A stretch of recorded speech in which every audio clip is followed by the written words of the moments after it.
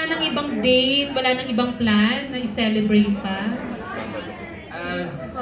Yeah, it's a concert. Don't worry, we'll be visiting other countries like Dubai, Milan, Paris. So doon ang level up ng kilig. Pero nakunan kayo while you're on Rockwell na parang, di ba, nami-misinterpret si James ngayon.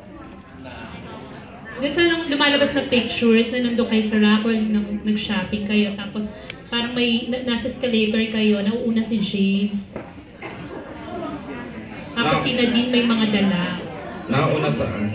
Nauna bumababa sa escalator. Eh baka yung wrong timing na may pagkakakuha ng photographer.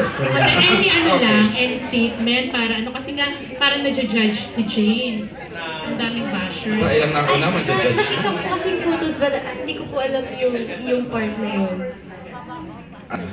Kasi nauna po sa escalator. Oo. Actually, we were rushing through the mall because there's a lot of Kasi may bit-bit ako. Oo, may bit-bit ka. Tapos si James ang sabi na parang hindi ka tinutulungan. No, kasi, paano ba?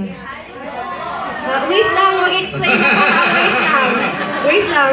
Hindi kasi po, yung mga gamit po na, like, ganun, I really don't mind kung ako yung magbibit-bit. It's okay, kasi number one, it's not really heavy. Number two, kaya ko naman po. And even pag may schedule, minsan po wala akong PI. I carry my own stuff, I drive. So parang, it's really nothing for me. For James? Ikaw na din? Ano po, Hindi ba sorry po? nag-offer si James na tulungan ka? He did, but then, ako nahahawa. Kasi it's okay. Oo, ugali ko rin yun ako magdadala ng pinamili ko. Hindi ko pwede ipadala. Okay na? So sa'yo, James, okay lang? she wanted to hold the bag, so I'm not gonna fight her with the bag.